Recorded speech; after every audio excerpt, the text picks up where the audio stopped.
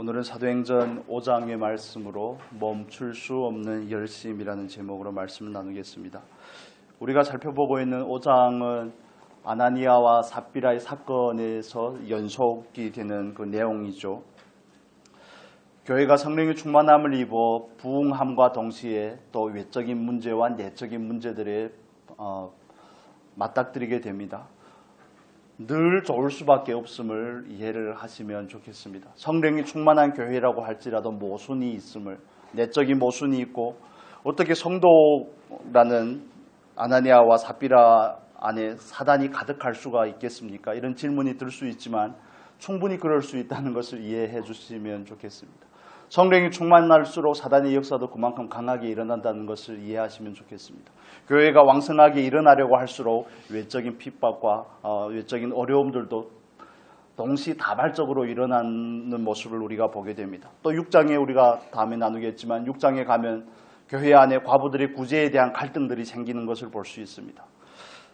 목회자로서 여러 가지 생각을 해보지만 어떻게 목회를 잘할 수 있을까? 어떻게 교회가 문제 없으면 좋겠다 이런 생각을 하다가도 사도 바울이 목회를 해도 고린도 교회가 그렇게 난리가 나는데 예수님께서 12명을 데리고 다녀도 한 놈은 배신을 하고 유다는 예수를 팔아먹고 하는데 그게 너무 욕심인가 과한가 하는 그런 생각도 듭니다. 그렇습니다. 이 땅의 교회는 온전하지 않다는 것을 우리가 먼저 전제로 하면 좋겠습니다. 우리의 잘못을 가리려고 하는 그런 수단으로서 그렇게 변명하는 것이 아니라 교회는 온전하지 않지만 온전함을 향해서 나아가는 교회가 되어야 됩니다. 아나니아와 삽비라 이 사건이 교회에 하나님의 거룩하심을 드러내고 또 그 사건으로 인하여서 교회가 더 부흥이 되고 많은 백성의 칭송을 받는 모습을 우리가 지난주에 나누었습니다. 그런데 이런 일련의 사건들로 제자들이 사도들이 예수에 대해서 자주 증거하니까 그들이 오늘은 잡혀 옥에 갇히게 됩니다. 우리 17절과 18절의 말씀 같이 보겠습니다. 대제사장과 그와 함께 있는 사람 즉 사두개인의 당파가 다 마음의 시기가 가득하여 일어나서 사도들을 잡아다가 옥에 가두었더니 하나님의 말씀을 전하고 하나님의 뜻대로 행하는 일에는 형통함이 있는 것이 우리가 생각하는 그런 생각이죠. 우리는 하나님의 뜻대로 하면 늘 형통할 거라는 그런 착각을 가지고 있습니다. 그런데 성경은 우리에게 그렇지 않음을 반복해서 확인을 해줍니다. 우리 한국말 속담에 그런 말이 있죠. 자라보고 놀란 가슴 뭐 보고 놀란다고요? 소뚜껑 보고 놀란다고. 한번 이렇게 충격을 받으면 괜히 그런 부분에 있어서 민감해지는 겁니다. 제가 어릴 때 저희 고모 집이 시골에 살아서 고모 집에 놀러 가고 하면 가끔씩 길을 가다가 거긴 시골이고 정말 첩첩산중입니다. 그래 가다 보면 뱀을 보죠. 가끔씩. 한번 뱀을 보고 나면 고모 집에 가든 다니든 나뭇가지만 봐도 뱀같이 보이는 겁니다. 여러분 경험 다 도시분들이라서 경험을 안 해보셨죠? 저는 이 제자들을 보면 그 질문이 드는 겁니다. 예수의 이름으로 전하지 말라고 채찍질하고 때리고 옥에 가두고 하는데 이튿날에 나와서 언제부터 복음을 또 전합니까? 21절 우리 보겠습니다. 충격적인 모습이죠. 21절 저희가 듣고 새벽에 성전에 들어가서 가르치더니 여기까지만 읽겠습니다. 그렇게 맞고 그렇게 모욕을 당하고 옥에도 갇히고 하면 그렇게 하지 않을 법도 한데 새벽부터 가서 성전에서 가르칠 일입니까? 여러분은 어떠시겠습니까? 제자들이 왜 이럴까? 그 모습이 너무 닮고 싶고 그 모습이 너무 부럽고 사모하게 되고 하지만 이들은 과연 왜 이렇게 할 수가 있을까? 나는 왜 잘 안 될까? 이런 질문이 드는 겁니다. 어떻게 감방에 한번 갔다 오면 그쪽을 향하여 정말 침도 뱉지 말아야지. 제사장들을 보면 바로 그냥 경기를 일으킬 정도로의 두려움이 있는 것이 연약한 사람의 모습일진데 그런데 이튿날 아침부터 또 새벽에 가서 성전에 가서 가르친다고요?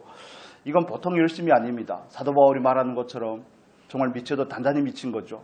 예수 때문에 미쳐야만 이런 일이 가능한 것입니다.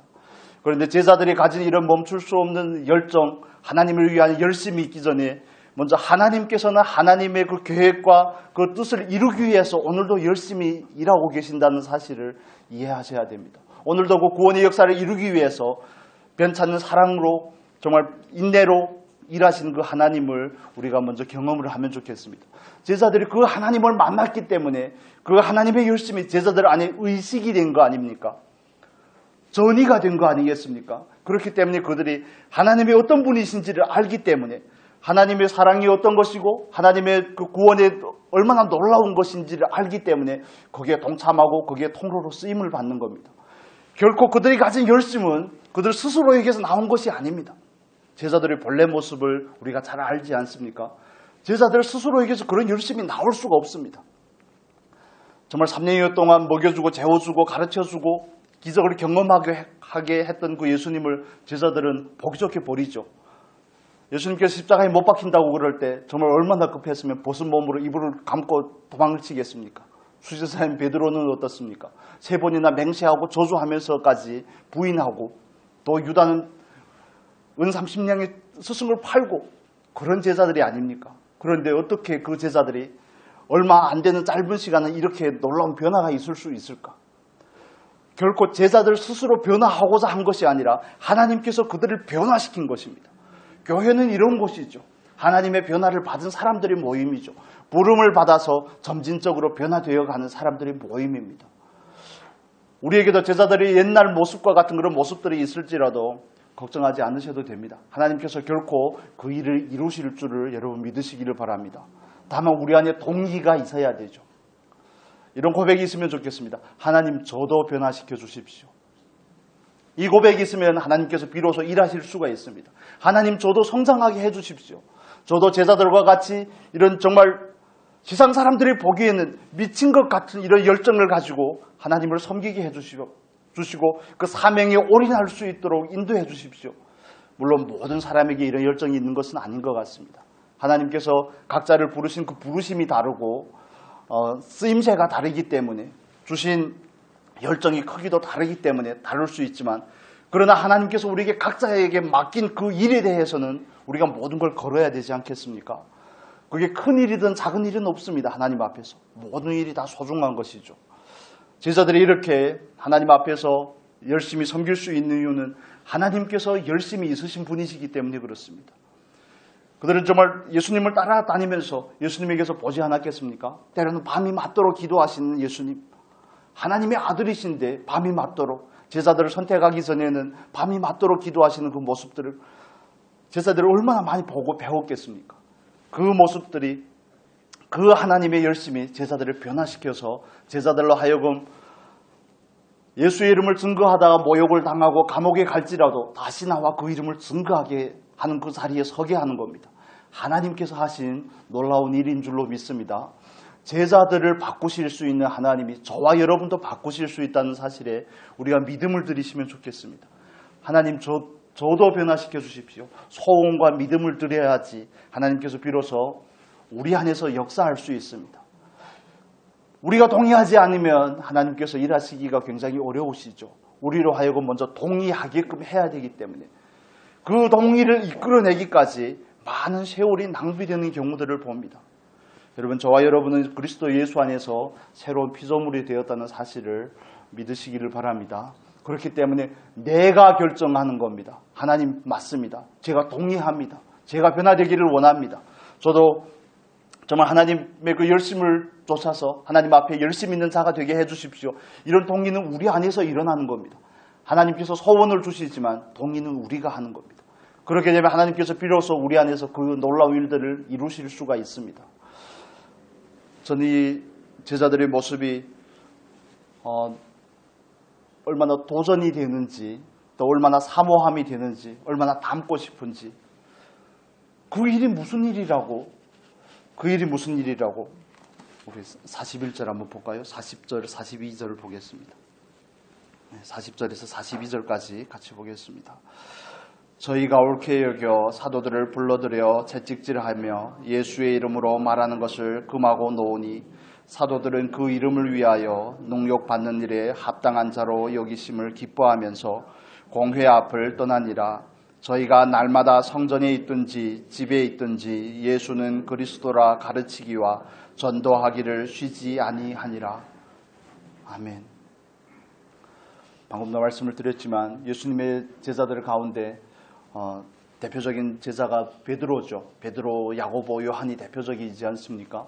그런데 그 제자들의 옛날 모습은 어떻습니까? 베드로는 예수님을 부인하던 베드로죠. 자기의 목숨을 부지하기 위해서 정말 작은 계집종 앞에서도 맹세하고 부인했던 그 베드로가 이제는 뭐라고요? 그 이름을 위하여 예수라는 이름을 증거하면서 당하는 그 모든 모욕과 능욕 당함을 어떻게 한다고요? 기뻐한다고요. 저는 예전에 이 말씀을 읽으면서 그것만 부러웠습니다. 그 제자들이 보여주는 그 태도와 그런 모습들만 부러웠는데, 그러나 그런 태도와 모습이 있기 전에 변화된 제자들이 있다는 것을 몰랐었던 것이죠. 변화된 제자들이 있습니다. 하나님께서 제자들을 변화시킨 것입니다. 우리도 이런 모습들이 흠모가 된다면 변화되어야만 이런 건 열매로 그냥 자연스럽게 나오는 겁니다. 억지가 아닙니다. 바울과 실라가 감옥에 갇혔는데 뭐가 그렇게 좋아서 찬양이 나오겠습니까? 그렇지 않습니까? 찬양을 흉내내는 것이 아니라 내가 바울이 되고 내가 실라가 되고자 하면, 그런 사람이 되면, 하나님 앞에 헌신된 사람이 되면 자연스럽게 노래가 나옵니다. 능욕받는 일을 위해서 기뻐할 수 있는 제자들의 모습이, 그 사모함이, 그 열정이 우리 안에도 있으면 좋겠습니다. 정말 짧은 인생 아닙니까? 짧은 인생. 짧은 인생인데 어떻게 살다, 무엇을 위해서 살다, 어떤 가치를 쫓다가 하나님 앞에 갈 것인지, 어떻게 하나님 앞에서 결산을 받을 것인지, 이건 우리에게 있어서 굉장히 중요한 질문입니다. 오래 살고 짧게 살고가 문제가 아니라 어떻게 살 것인지, 무엇을 위해서 살 것인지, 그 이름을 위해서 헌신하고 그 이름을 위해서 살 것인지, 아니면 나를 위해서 살 것인지. 오늘 본문에는 대제사장들과 사두개인들을 필두로 하는 그 무리들과 제자들의 모습이 대조적으로 보여지죠. 사도들은 예수라는 이름을 위해서 능력받는 일에 기뻐했다면, 대제사장과 사두개인들은 뭐라고 그럽니까? 마음에 시기가 가득하여. 왜 시기가 가득하죠? 28절의 말씀에 답이 있습니다. 28절 같이 보겠습니다. 28절 가로되 우리가 이 이름으로 사람을 가르치지 말라고 엄금하였으되 너희가 너희의 교를 예루살렘에 가득하게 하니 이 사람의 피를 우리에게로 돌리고자 함이로다. 자기들이 예수를 죽였다는 것 책임을 감당하는 것이 너무 부담스럽기 때문에 그렇습니다. 자기들이 가진 그 기득권을 놓치기 싫어서 이 교가 예루살렘에, 이 복음이 예루살렘에 전파되면 자기들이 밥그릇을 잃어버릴까 봐 그러는 것이 아닙니까? 제자들의 모습과 얼마나 대조적입니까? 제자들은 자기를 상관하지 않는 그 모습을 보여주는데, 대제사장과 사두개인들은 정말 세속적인 사람들이기 때문에 그렇죠. 자기 밥그릇에만 관심이 있습니다. 자기 명예에만 관심이 있습니다. 그런데 그건 한낮 정말 아침 이슬의 해과 불과하다는 것을 그들은 모르는 것이죠. 여러분은 어떻습니까? 저와 여러분은 하나님 앞에서 어떤 마음의 자세를 가지고 살아갑니까? 우리에게 있어서 가장 중요한 가치는 무엇입니까? 예수의 이름을 증거하는 것이 저와 여러분에게 있어서 얼마나 중요하게 여겨집니까? 우리를 땅끝까지 제자 삼으라고 가서 제자 삼으라고 하시고 우리를 증인으로 보내신 그 하나님의 마음을 우리는 얼마나 이해하고 있는지, 정말 때를 얻든지 못 얻든지 예수는 그리스도라 가르치기와 전도하기를 쉬지 않는 그 제자들의 모습이 내 안에는 과연 있는가? 나는 잃어버린 영혼들을 향한 아픔이 있는가? 그들을 바라보면서 내 안에서 하나님의 그 사랑과 하나님의 그 마음을 느끼는가? 나는 왜 이렇게 덤덤한가? 구원을 받은 것이 맞는가? 구원의 은혜와 그 사랑에 나는 감격하고 있는가? 이런 본질적인 질문들이 우리 안에 있어야 됩니다. 예수를 믿지 않는 사람들을 보면서 내 마음이 아무렇지도 않다. 그러면 문제가 있는 겁니다. 정말 예수를 믿지 않는 그 가족들을 보면서 내 마음에는 전혀 부담이 없다. 정상이 아니라고 저는 여겨집니다. 그들을 위해서 울면서 눈물이 억지로 나겠습니까? 믿지 않는 영혼들을 위해서 억지로 울면서 기도하라는 것이 아니라 정말 그들을 사랑하는 마음이 있으면, 그들을 사랑하는 마음은 하나님의 마음을 알 때 오는 것입니다. 하나님의 아버지의 마음이 내 안에 있을 때 그 마음이 오는 것이죠. 예수 그리스도의 그 마음이 내 안에 있을 때, 그들을 바라볼 때, 그 영혼들을 바라볼 때 내 안에 부담이 없을 수가 없습니다. 물론 저와 여러분이 각자 나름대로의 부담이 크기가 있겠지만, 그러나 우리는 이 일에 너무 등한한 것은 아닌가 하는 생각을 다시 한번 하게 됩니다. 여러분, 하나님의 관심이 구원하심에 있습니다. 하나님의 관심이 그 구원하심과 그 구원을 이루는 데 있는데, 그렇다면 우리의 관심도 거기에 둬야 되지 않겠습니까? 여러분의 관심은 어디에 있습니까? 여러분 무엇을 위해서 하나님께서 우리에게 주신 생명의 날들을 살아가고 계십니까? 우리가 하나님 앞에서 다시 한번 본질적이고 근원적인 점검이 한번 있으면 좋겠습니다. 나는 그 사랑을 받은 사람이 맞는가? 나는 날마다 그 사랑을 묵상하고 그 사랑을 대화할 때마다 정말 마음에 주체할 수 없는 그런 먹먹함이 있는가? 하나님을 향한 정말 감동이 있는가? 왜 그 예수를 믿는데 이 마음에 시기가 가득하여도 사람을 죽이고자 하는데, 자기의 밥그릇을 지키고자 별짓을 다 하는데, 이 마음에 사단이 가득하여도 하는데 그런 놀라운 일들이 일어났는데, 내 안에 생명 대신 예수가 있는데 어떻게 나는 이렇게 덤덤할까? 여러분, 너무 부담을 드리는 것 같지만 우리가 반드시 생각을 해봐야 될 문제라고 저는 생각을 합니다. 하나님께서 나를 구원하셔서 나를 부르셔서 그냥 나만 잘 먹고 나만 잘 살고 나만 성장하고 나만 누리고 그걸 위해서 나를 부르신 것인가? 여러분, 정말 자녀들을 향해서, 아직도 바른 가치를 가지지 못한 자녀들을 향해서, 믿지 않는 가족들을 바라볼 때 우리 안에 정말 그 예수 그리스도의 심장이 있으면 좋겠습니다. 그 심장을 가지고 그들에게 나아가 그들을 위해서 정말 애통하며 기도하는 저와 여러분이 될 수 있기를 바랍니다. 흉내 내라는 것이 아닙니다. 내 안에 그 마음이 없다면 하나님의 그 마음을 구하는 것이 먼저죠. 그 십자가의 사랑이 나에게 덤덤하게 여겨진다면 그 십자가의 사랑이 내 안에 다시 뿌리 내리는 것이 먼저죠.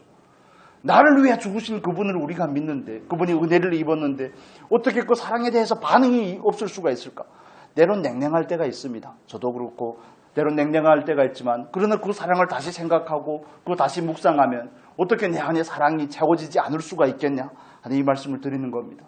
여러분 안에는 무엇으로 가득 채워져 있습니까? 우리 안에는 정말 그분이 사랑과 은혜와 진리로 가득 채워져 있어야 될 줄로 믿습니다. 그래야 우리 안에서 이런 반응들이 자연스럽게 흘러나오는 것입니다. 저는 이 말씀을 묵상하면서 잠깐 내려놨던 기도들을 다시 한번 주섬주섬 다시 한번 챙겼습니다.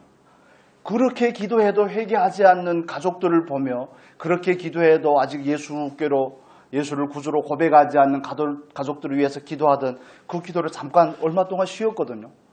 하다 보니까 지치는 겁니다. 예수님께서 나를 대할 때는 살아계신 분이시고 그들을 대할 때는 왜 능력이 없으신가? 기도하는데 지치는 겁니다. 안에서 조바심도 나고 이 안에 인내를 잃어버리니까 그러죠. 사랑이 견고해지지 않아서 그런 것 같습니다. 막 짜증도 나고, 왜 내가 만난 예수는 그들은 만나지 못할까? 예수님은 왜 나에게는 찾아오시는데 그들에게는 찾아가지 않을까? 하는 이런 질문들이 생겨서 그냥 때려치웠습니다. 한동안 때려치우고 한동안 접고 있다가 이 말씀을 묵상하면서 그런 게 아니구나. 내가 해야 될 일이 그 일인데 때려치우고 접다니, 그걸 내놓고 어떤 일을 한단 말인가? 그걸 내놓고 그것보다 더 중요한 것이 무엇이 있기에 그걸 내려놓고 뭘 하겠다는 것인가 나는. 그래서 다시 한번 주섬주섬 챙기고 그 이름들을 작은 수첩에다 다 적어서 아직 적지는 않았습니다. 다시 한번 적어서 정말 한 사람 한 사람 끝장을 볼 때까지 한번 가보려고요. 끝까지, 경상도 말로 그러더라고요. 끝까지 한번 가보자. 누가 이기는가 한번 가보자. 야, 이 마음이 너무 냉랭해 있구나. 하나님의 사랑으로 채워져 있어야 될 이 마음에 다른 온갖 잡것들이 그냥 가득 채워져 있어서 세상을 위해 근심하고 먹을 것을 위해서, 입을 것을 위해서 자기의 욕망 때문에 근심하고 하는 이런 모습들이 보여져서 그런 걸 이제는 접고, 그런 걸 이제는 접고, 하나님이 진정으로 관심을 가지는 그걸 가지고, 여러분 자녀들을 바라보면서 우리가 정말 그날에, 주님 오신 그날에 다 똑같이 하나님 앞에 서야 되지 않겠습니까? 우리가 각자가 혹시 하나님 앞에 설 수 있다는 그 자신감이 있을지 모르겠습니다. 그런데 자녀들을 어떻게 하시겠습니까? 혼자 서시려고요? 그 좋은 자리에? 그러시면 안 되죠. 혼자 설 자리가 아니라 같이 서야 될 자리가 아니겠습니까? 그래서 성도님들을 위해서 기도할 때도 그렇습니다. 이제는 한 분 한 분 좀 더 세게 기도하려고 그럽니다. 하나님 살살 역사하지 마시고 좀 세게 좀 하십시오. 그냥 두드려 부숴야 되겠습니다. 그냥 살살 해서는 안 됩니다. 살살 만지셔서는 안 될 것 같습니다. 이제는 좀 기대하시길 바랍니다. 하나님의 역사하심을 기대하시길. 제자들이 이런 모습들을 우리가 각자의 믿음의 분량만큼 봤지만 그러나 이게 정상적인 그리스도인의 모습이 아닐까 생각을 합니다. 사도행전을 보면 뭐 제자들이건 뭐 일곱 집사가 됐든 그 직분이 중요하지 않고 온통 모든 믿는 사람들이 다 똑같이 그렇게 반응하는 모습을 볼 수가 있습니다. 그게 똑같이 오늘날에도 우리가 예수 그리스도를 따르는 우리에게 똑같이 적용이 되는 일들이 아니겠습니까? 여러분, 우리가 하나님의 관심이 어디에 있는지를 이해하시면 좋겠습니다. 하나님의 관심은 영혼 구원에 있습니다. 영혼을 구원할 뿐만 아니라 그 구원받은 영혼들이 자라서 예수 그리스도의 장성한 분량에 이르는 데 있습니다. 그 안에서 예수 그리스도의 형상을 회복하는 데 있습니다. 여러분, 우리가 그것 외에 다른 것을 먼저 구한다면 순서를 바꾸셔야 됩니다. 그거 외에 다른 것을 먼저 구한다면 그 우선 순서를 바르게 다시 정하셔야 됩니다. 다시 원래 자리로 회복해야 됩니다. 하나님께서 원하시는 그 자리로. 예수님께서 요한복음 5장 17절의 말씀에 이렇게 말씀하십니다. 우리 한번 찾아보겠습니다. 요한복음 5장 17절.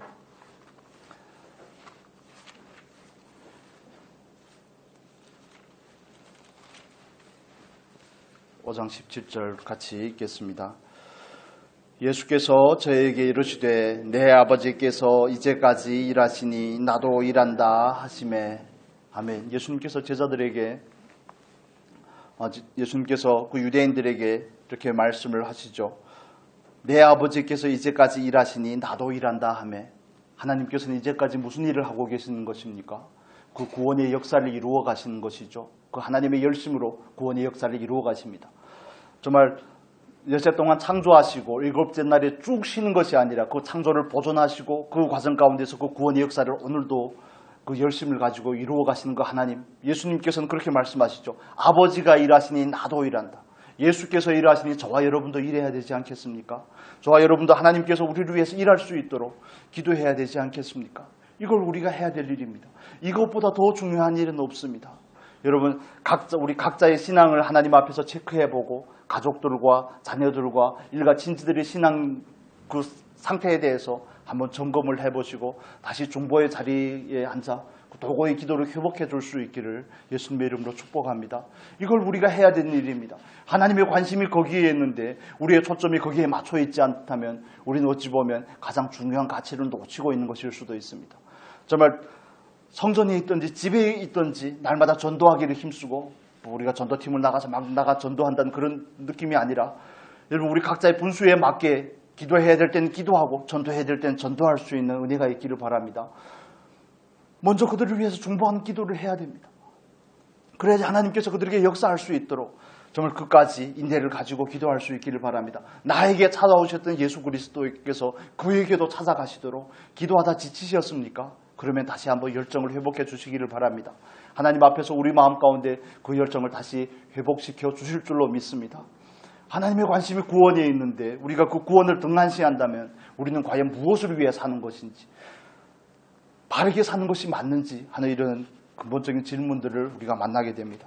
하나님께서 그만큼 열심히 있는 것만큼 하나님께 은혜 받고 사랑받고 부름을 받은 제자들도 그만큼 열심히 있는 모습을 봅니다. 제자들은 과연 왜 이렇게 열심히 있을 수 있을까? 정리하면 그들의 하나님의 마음을 품었기 때문에 그렇습니다. 하나님의 마음을 가진 저와 여러분이 될 수 있기를 바랍니다. 저는 그 CCM 중에 하나님의 마음이라는 그 찬양을 굉장히 좋아하고 자주 부르는데 정말 하나님의 마음이 있는 곳에 나의 마음이 있고 하나님의 눈길이 가는 곳에 나의 눈길이 가고 정말 그런 고백들이 저와 여러분의 고백이 될 수 있기를 바랍니다. 제자들이 어떻게 하나님의 그 열심처럼 정말 멈출 수 없는 그 열정을 가지고 복음 사역에 임할 수 있을까? 두 번째 비밀은 그들은 예수 그리스도를 먹고 마시는 자들이었기 때문에 그렇습니다. 3년 6개월 동안 예수님과 동행하면서 예수님을 통해서 정말 하늘에 신령한 것들을 먹고 또 배우고 빌립보서 4장 9절의 말씀처럼 너희는 내게 배우고 받고 듣고 본바를 행하라. 정말 배우고 듣고 받고 보고 예수님으로부터 그걸 오롯이 받았기 때문에 그들은 성령 받고 나서 예수님께서 하신 그 일을 그대로 하는 겁니다. 그대로 따라하는 것이죠. 우리 안에 예를 들어 그런 열정들이 식어간다면 나는 과연 예수를 먹고 마시는 자가 맞는가? 나는 과연 예수와 동행하는 자가 맞는가? 이런 질문들을 가져보실 수 있기를 바랍니다. 예수님께서는 제자들을 부를 때 제자들에게 일하라고 말씀하신 것이 아니라 뭐라고 하셨죠? 나누었었는데 마가복음 3장 14절 같이 보겠습니다. 마가복음 3장 14절.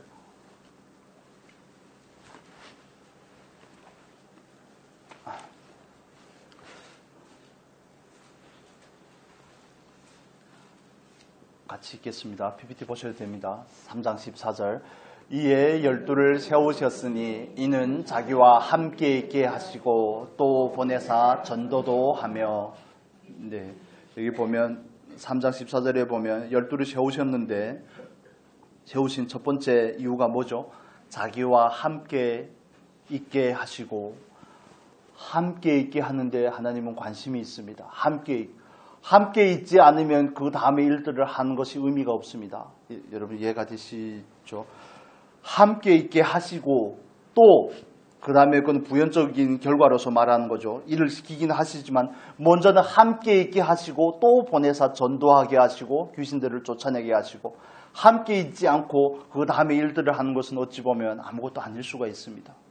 제자들이 3년 6개월 동안 예수로부터 먹고 마신 것처럼 우리도 예수님과 함께 하는 것, 예수님으로부터 먹고 마시는 저와 여러분이 되어야 됩니다. 그래야지 예수님께서 우리에게 맡기신 일을 할 수가 있습니다. 내 안에 예수가 없는데 어떻게 예수의 일을 할 수가 있겠습니까?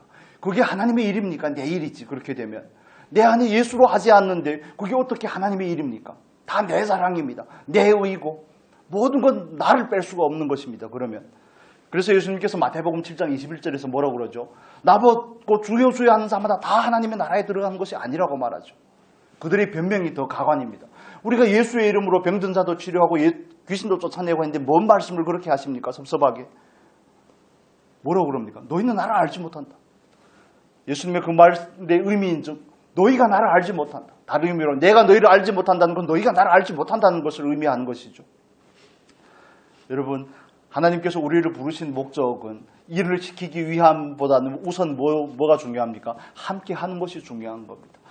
제자들이 이렇게 할 수 있는 근거는 그들에게 있는 것이 아니라 그들이 하나님과 함께하는 그 삶을 경험하고 하루하루의 삶 가운데서 그 동행함이 쭉 이어지기 때문에 이런 일들이 가능한 겁니다. 우리에게 있어서 정말 가장 중요한 것은 그분과 동행하는 것이고 그분들을 먹고 마시는 겁니다.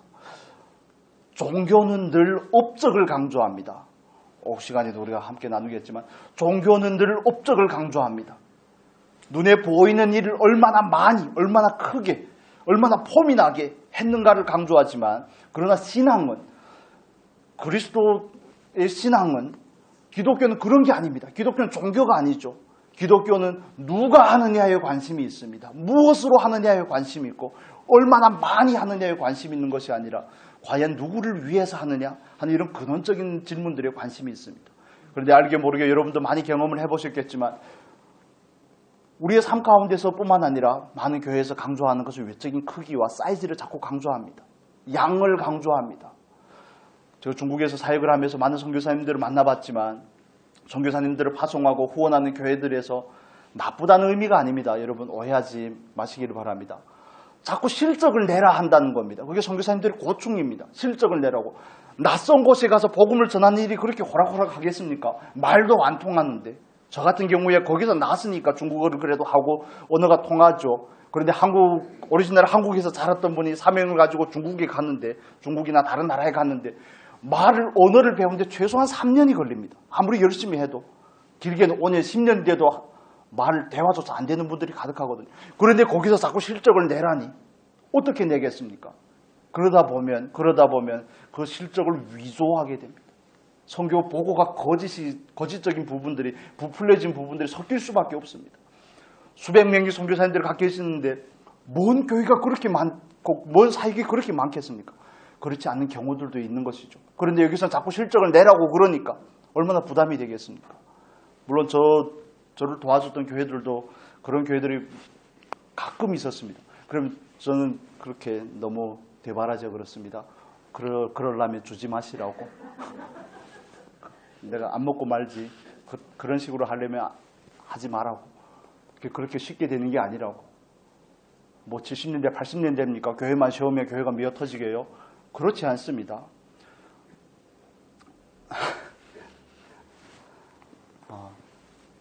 새로운 통계에 보면 이 전체적인 교회사 가운데 통계입니다. 국민 소득이 10,000불 이상이 되면 그때부터 교회가 하락세를 걷기 시작합니다. 한국 같은 경우에는 30,000불이 넘었잖아요. 30,000불이 되고 나서부터는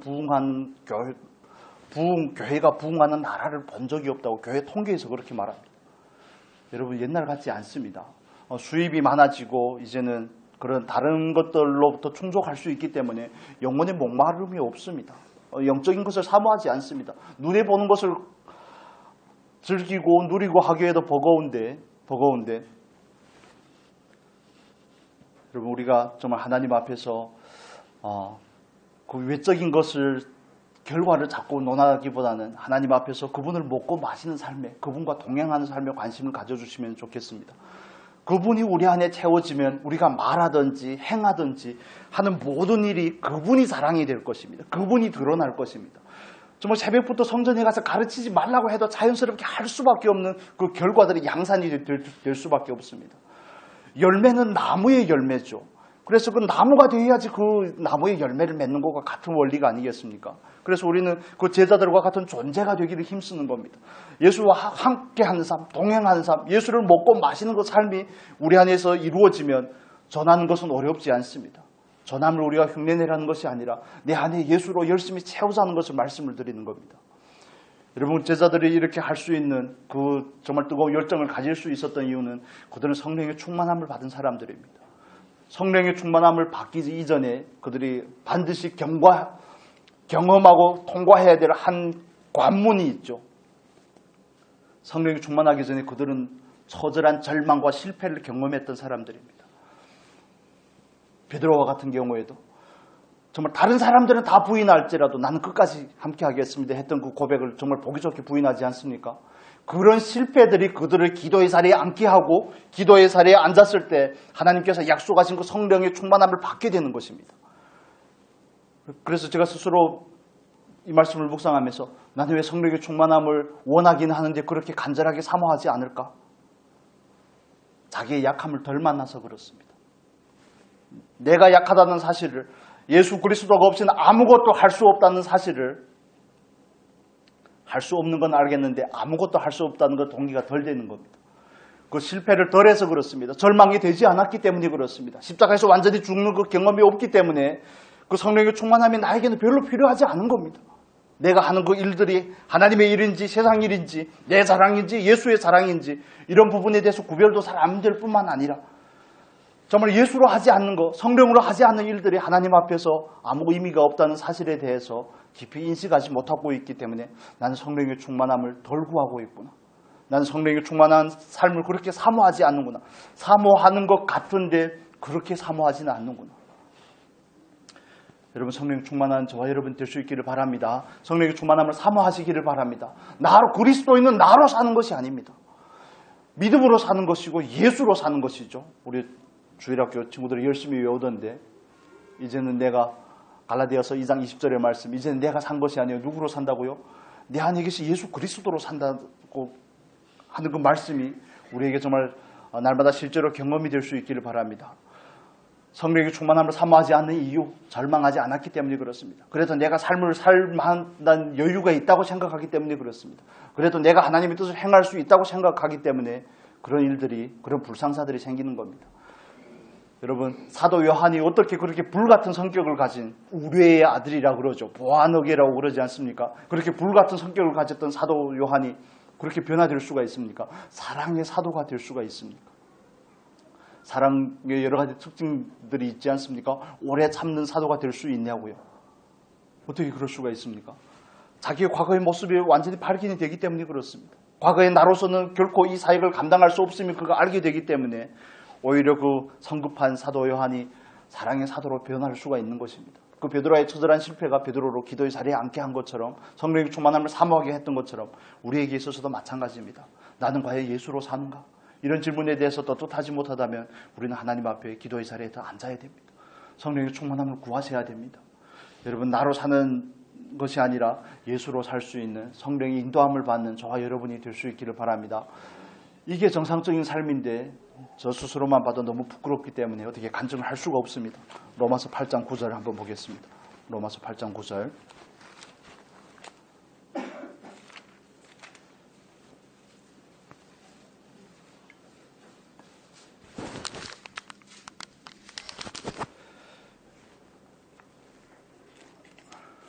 로마서 8장 9절을 같이 읽겠습니다. 만일 너희 속에 하나님의 영이 거하시면 너희가 육신에 있지 아니하고 영에 있나니 누구든지 그리스도의 영이 없으면 그리스도의 사람이 아니라. 아멘. 누구든지 그리스도의 영이 없으면 그리스도의 사람이 아니라. 우리 14절 같이 읽겠습니다. 14절, 13절, 14절 같이 읽습니다. 너희가 육신대로 살면 반드시 죽을 것이로되 영으로서 몸의 행실을 죽이면 살리니 무릇 하나님의 영으로 인도함을 받는 그들은 곧 하나님의 아들이라. 아멘. 하나님의 아들이라. 하나님의 아들이라는 것은 단순한 그 신분만을 의미하는 것이 아닙니다. 아들은 아들 다 와야 되는 것입니다. 요한복음 1장 12절에서는 뭐라고 그러죠? 영접한 자 그 이름을 믿는 자들에게는 하나님의 자녀가 되는 권세를 주셨나니. 이건 우리가 믿은 것이 아니라 믿게 된 것이죠. 그래서 육정으로나 사람의 의로 나지 아니하고 하나님으로부터 난 자들이라 이렇게 13절에서 표현을 하지 않습니까? 그런데 하나님의 아들이 되는 것은 그분의 은혜로 된 것이지만 아들이 되고 나서는 우리가 반드시 도달해야 될 그 삶이 있는 것입니다. 그 삶이 14절의 말씀이죠. 하나님의 영으로 인도함을 받는 그들은 곧 하나님의 아들이니. 이 순서를 조금 바꿔볼게요. 하나님의 아들은 곧 성령으로 인도함을 받는 사람이니. 그의 영으로 인도함을 받는 사람이니. 이건 우리 그냥 아들이라는 신분을 가진 것만이 아니라 그 신분에 걸맞는 삶을 하나님은 우리에게 요구하시고 그 자리까지 우리를 이끌어가는 것을 의미하는 것입니다. 저와 여러분은 나로 사는 사람이 아니라 성령으로 사는 사람이 되어야 됩니다. 내 생각을 따라 움직이는 사람이 아니라 성령의 인도함을 받는 사람들이 될 수 있기를 바랍니다. 그래야지 우리의 삶 가운데 그 제자들의 삶이 자연스럽게 녹아져 나오는 것입니다. 흉내내고 모방하는 것이 아니라 억지로 하는 것이 아니라 자연스러운 삶이 되어야 되는 것이죠. 여러분 성령의 인도함을 받고 계십니까? 저도 못 받을 때가 너무 많아서, 나로 할 때가 너무 많아서, 그렇다면 우리는 회개하고 하나님 앞으로 돌이키고 성령의 인도함을 받기 위해서 성령의 충만함을 구하실 수 있기를 바랍니다. 내 안에 있는 그 성령관들을 만나질 수 있는 은혜가 있기를 바랍니다. 그분을 만나고 그분의 음성을 듣고 그분이 감각이 되어야 그분으로 살지 않겠습니까? 나로 사는지 성령으로 사는지 육신으로 행하는지 자유로 행하는지 하나님의 뜻대로 행하는지 전혀 구별이 되지 않으면 그냥 뒤죽박죽이 되는 겁니다. 뒤죽박죽이.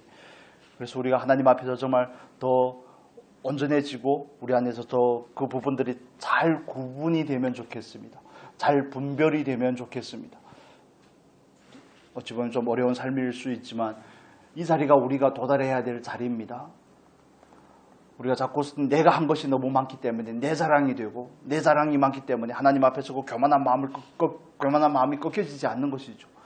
그러나 우리가 하나님 앞에서 성령의 충만한 자리로 나아가서 성령의 인도함을 받기 위해서는 정말 처절한 실패를 경험하셔야 됩니다. 하나님께서 우리를 실패하게 하실 것입니다. 그럴 때마다 감사할 수 있는 여러분 될 수 있기를 바랍니다. 실패할 때마다 감사하십시오. 하나님 맞습니다. 더 실패해야 되는데 그래야 나를 알게 되는데 실패하지 않으니까 기고만장하는 것이 아니겠습니까? 실패하지 않으니까 저도 신학교를 다녀서 그렇지만 제가 생각할 때 그냥 저를 기준으로 말하는 겁니다. 신학교 때 그런 생각이 들었습니다. 야, 이거 정말 예수 믿는 제일 교만한 놈들의 신학교가 다 모여 있구나. 저를 보면서 어떻게 그렇게 머리에 판단 지식이 좀 들어가노니까 어떻게 자꾸 구분하려고 그러는지 판단하고 막 재려고 하는지. 설교라는 분이 서면 그분이 설교를 통해서 하나님을 만나고 말씀을 듣는 것이 아니라 설교법을 가지고 그걸 쪼개고 있습니다. 저건 뭐 돼지 설교냐, 뭐 여호 설교냐, 내러티브냐, 막 이랬었고. 죄송합니다. 우리는 안 그러냐, 그겁니다. 우리는 안 그러냐. 정말 아픈 얘기지만 우리는 반드시 하나님의 영으로 인도함을 받는 그 자리까지 나아가야 됩니다. 그게 우리가 있어야 될 자리입니다. 하나님은 그 자리까지 우리를 인도하시기 위해서 우리로 하여금 성령 충만의 필요함을 절절하게 경험하게 하실 것입니다. 그 절절한 경험들을 우리가 잃어버리지 마시고 자꾸 경험한 것을 자꾸 잊어버리기 때문에 또 경험을 해야 되거든요. 반복되는 경험도 물론 중요하지만 그러나 우리가 그 경험들이 우리에게 정말 피가 되고 살이 되고 흔적이 될 수 있기를 바랍니다. 그래야지 우리가 좀 더 인도함을 받는 그 자리까지 나아갈 수 있지 않겠습니까? 말씀을 우리가 정리를 해보겠습니다. 하나님께서는 오늘도 그분의 열심을 가지고 구원의 사역을 위해서 열심히 일하고 계십니다. 사도행전의 주제는 사도행전 1장 8절의 말씀이라고 말씀을 드렸죠. 땅끝까지 증인이 되는 것, 땅끝까지 복음을 전파하는 것, 그 일을 위해서 제자들이 열심을 내고 있는데 그건 결코 제자들의 열심이 아니라 하나님의 열심이 그들에게 심겨진 것이고 그들에게 전이가 된 것입니다. 그렇다면 제자들 어떻게 그렇게 열심히 있는 사람이 될 수가 있습니까? 모든 것이 하나님으로 비롯되었지만 그들은 성령이 충만했기 때문에 그렇습니다. 자기의 처절한 실패를 경험했기 때문에 나로 사는 삶은 안 되는구나. 내가 아무리 스승을 아껴서 부인하지 않으려고 해도 나는 정말 목숨이 경각이 오면 그걸 아무것도 아닌 것처럼 버릴 수 있는 게 내 모습이구나 하는 것을 알게 된 것이죠. 나같이 불같은 성격을 가진 사람은 복음을 전하기에 합당하지 않음을 알기 때문에 그 기도의 자리에 앉는 거 아니겠습니까? 요한과 같이. 그리고 우리가 날마다 예수로 먹고 마셔야 됩니다. 그 예수가 우리 안에 채워질 때 우리가 비로소 가르칠 것이 있고 비로소 나눌 것이 있고 비로소 전할 것이 있게 되는 것입니다. 이게 저와 여러분의 주된 의무가 되면 좋겠습니다. 정말 우리에게도 하나님의 마음이 있으면 좋겠습니다. 예수 그리스도의 마음을 가진 저와 여러분이 되기를 바랍니다. 하나님의 눈길이 있는 곳이 우리의 눈길이 있고 그분의 마음이 있는 곳이 우리의 마음이 있고 그분의 마음이 영혼 구원에 있다면 우리의 마음도 거기에 관심을 가져야 되지 않겠습니까? 우리가 오늘부터 다시 결단을 하고 믿지 않는 가족들, 일가 친지들을 위해서 그들의 영혼의 구원을 위해서 기도하시기를 바랍니다. 우리 교회 안 나와도 괜찮습니다. 그건 중요한 거 아닙니다. 그들이 구원받는 거, 그게 더 중요한 것입니다.